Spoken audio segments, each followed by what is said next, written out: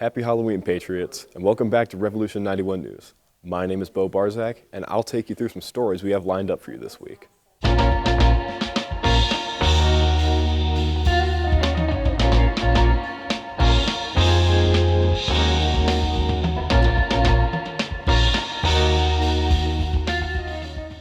Senior night is one of the most important times of the year for all seniors at Sandy Creek.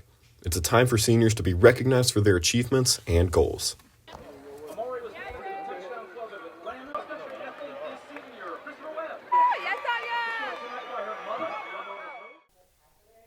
The highest level of math you can take here at Sandy Creek is AP Calculus BC. Here's Shane with more info. In this fifth period classroom, students are working hard on the most difficult math offered at Sandy Creek. Just 1 year ago, there was no AP Calculus BC class, but instead 2 students in an AB class learning the BC material. Last year we had 2 students, and we started off the year with them in a fourth period class with me, and we had a lot of one-on-one time. But about a month in, the county decided that we were not going to run a class with only 2 kids. So we folded them into an AB course, and they had to pretty much self-study since they were at a different pace in the AB course.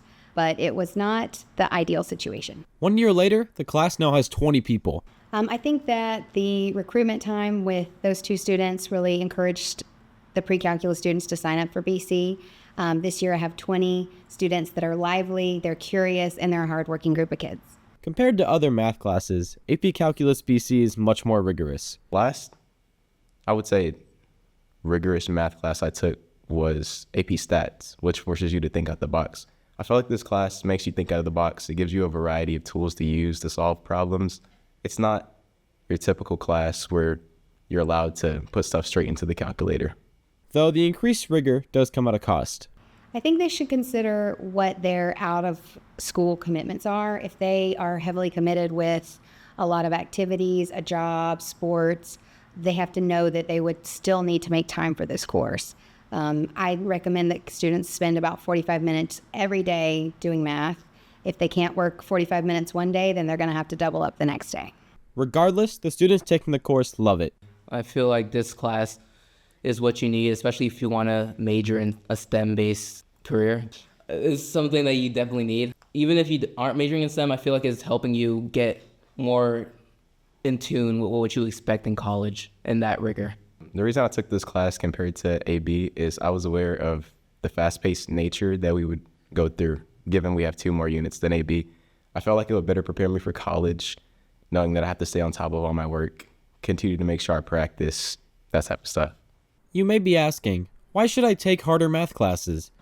To prepare them for STEM fields, especially engineering, that's kind of the way of the career paths that are the most profitable, and a lot of kids are trying to get into those fields. So this just gets them ready for college. Reporting for Revolution 91 News, I'm Shane Lee. You've likely heard about the construction going on at Sandy Creek. If you're wondering what that's all about, here's Coach Latimer for more information. If you noticed what's going on in the back of the school, then you would see some construction happening. You were able to get in touch with Assistant Principal Mr. Latimer for some insight. The end goal of the construction is to kind of build an auxiliary gym for the school to give us additional gym space for, basketball, volleyball, dance, and other auxiliary. The new gym has caused some changes with how things are done outside the school, such as how students are dismissed. It affected dismissal tremendously. As you know, we typically use the back of the school for our, bus drop off and pick up. We had to completely revamp that to where we had to use the front of the school now for those purposes, which also, move the car rider drop off to the student parking lot. And so, we had to kind of be creative in turning the student parking lot into student parking as well as car drop off and pick up. So yeah, it significantly affected dismissal. With the ongoing construction, there also has to be a workaround for different athletic events. Sporting events, it did also affect sporting events to a certain extent. Fortunately, our district was able to provide some additional, items and resources that helped us. Like they added a walkway to the visitor side, which helped us use that for visitors that's coming to the football games. In addition to that, they also, when we needed them to prior to the start of the season, they were able to cement and provide us a walkway, for the front of the stadium also. I don't really know the effects that it's going to have on the sports like basketball, like baseball as of yet, because we haven't gotten there.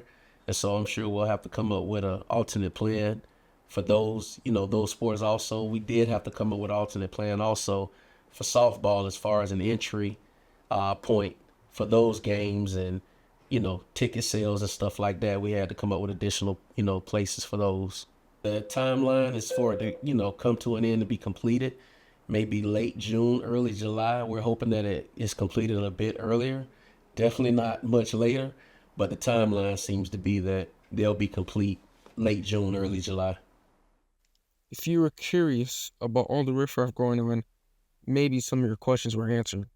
This is Habib Akintoye reporting for Revolution 91 News. That's all for this week. Thanks for watching Revolution 91 News, Patriots, and happy Halloween. Be good people.